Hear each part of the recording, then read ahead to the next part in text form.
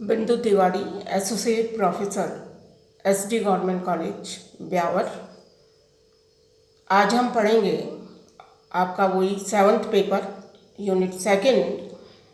मैंने पहले आपको बताया था कि ब्रिटिश लोगों के आने से पहले भारत की ग्रामीण अर्थव्यवस्था कैसी थी, ग्राम में अर्थव्यवस्था कैसी थी, ग्राम कैसे थे।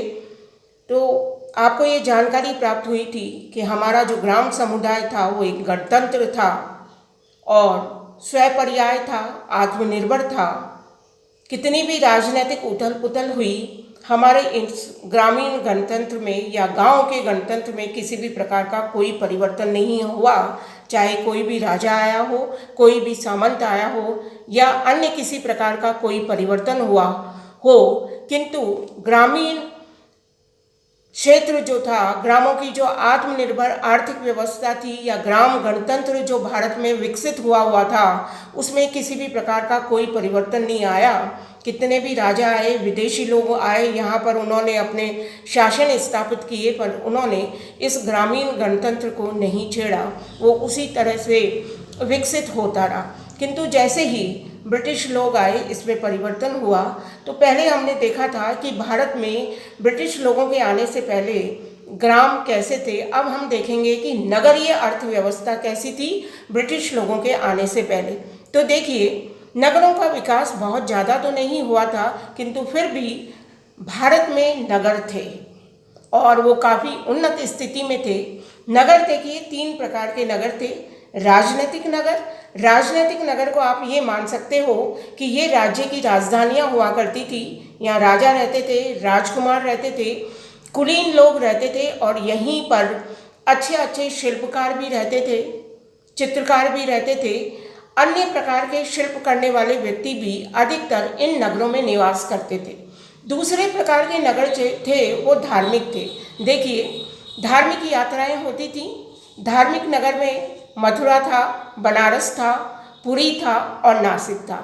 तीसरे नगर जो थे वो व्यापारिक नगर थे, क्योंकि व्यापार का विकास आपने प्राचीन काल में ही देखा होगा कि भारत का व्यापार काफ़ी विकसित था। इवन आंतरिक व्यापार ही नहीं, विदेशी व्यापार भी पूर्ण विकसित था। तो कुछ नगर जो थे वो व्यापारिक केंद्र थे। ये नगर नदियों के किनारे बसे हुए थे, नदियों के संगम पर बसे हुए थे, समुद्र के किनारे बसे हुए थे या कुछ स्थल व्यापारिक मार्ग थे उनके किनारे बसे हुए थे। तो ये 3 प्रकार के नगर आपको देखने को मिलते हैं। देखिए, मध्यकाल में, ये 18वीं शताब्दी की जो हम बात कर रहे हैं, तो 18वीं शताब्दी में हमारे यहाँ पर व्यापार का पूरा विकास हो चुका था। तीव्र बुद्धि, सूक्ष्म योग्यता और सृजनात्मक प्रतिभा के फलस्वरूप भारतीय उद्योग पाश्चात्य देशों की अपेक्षाकृत काफ़ी आगे बढ़े हुए थे। शुरू की शताब्दियों में जब पाश्चात्य नौ परिवहन सर्वथा अविकसित था, भारत ने बड़े बड़े जहाज़ों का निर्माण कर लिया था। ऐसे तो आप समुद्रगुप्त में भी, समुद्रगुप्त के समय भी जहाजी बेड़ों के बारे में पढ़ते हैं। प्राचीन भारत में भी आप बड़ी बड़ी नौकाओं के बारे में पढ़ते हैं जो कि लंबी लंबी यात्राएं करती थी, विदेशी यात्राएं करती थी। हमारे यहाँ विदेशी जो व्यापार था वो काफ़ी उन्नत था। तो 18वीं शताब्दी में भी देखिए, ये व्यापार काफ़ी उन्नत था। बड़े बड़े बेड़ों का निर्माण हम लोगों ने कर लिया था। वस्त्र निर्माण जो था उसमें हिंदुस्तान का प्रमुख उद्योग था। सूती और रेशमी वस्त्र की पूरे के पूरे विश्व में बहुत ही मांग थी। 13वीं, 14वीं और 15वीं शताब्दी में धातु कार्य, प्रस्तर शिल्प, शक्कर, नील और कागज के भी उद्योग भारत में विकसित हो गए थे। कुछ भागों में काष्ठ उद्योग, लकड़ी का उद्योग, चमड़े का उद्योग, मृत्तिका पात्रों का उद्योग भी पल्लवित हो रहा था।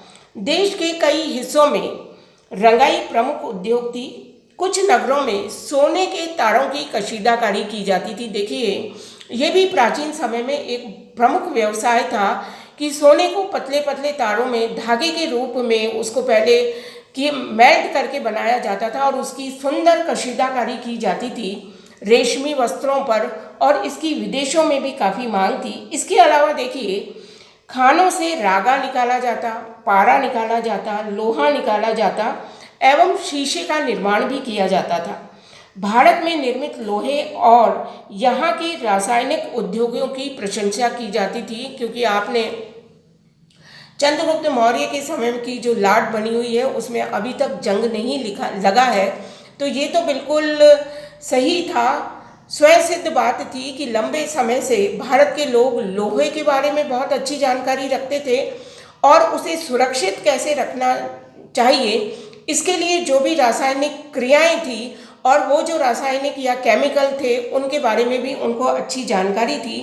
हाथी दांत की भी वस्तुएं बनाई जाती थी। देखिए, हाथी दांत की वस्तुओं की विदेशों में बहुत ज़बरदस्त मांग थी। इसके इसके अलावा बेशकीमती पत्थरों पर किए गए काम की भी विदेशों में मांग थी और ये भी भारत में बहुतायत से किया जाता था। अब देखिए, जो प्राग ब्रिटिश भारत था उसमें जो हस्तशिल्प, नागरिक हस्तशिल्प था, वो भी काफ़ी विकसित था।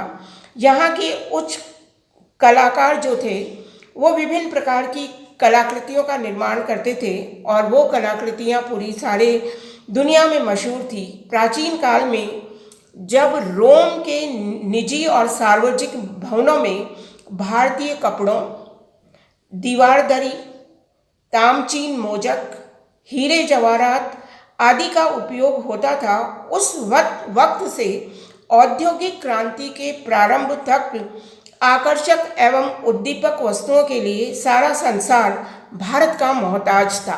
जब तक देखिए औद्योगिक क्रांति नहीं हुई थी, तो चाहे कपड़े हों, चाहे हीरा जवाहरात हों या अन्य कोई उपयोगी सामान हो जो कि सजावट के लिए काम आता था, वो सारा का सारा कहाँ से जाता था? भारत से जाता था और भारत उसके लिए प्रसिद्ध थे। नगर उद्योग मूलतः हम 3 भागों में विभाजित करते हैं। देखिए, नगर उद्योगों को शहरों के सारे औद्योगिक रोजगारों का बहुत बड़ा हिस्सा भारत और विदेशों के कुलीन और संपन्न लोगों के लिए विलासिता एवं अर्धविलासिता के सामान को तैयार करता था।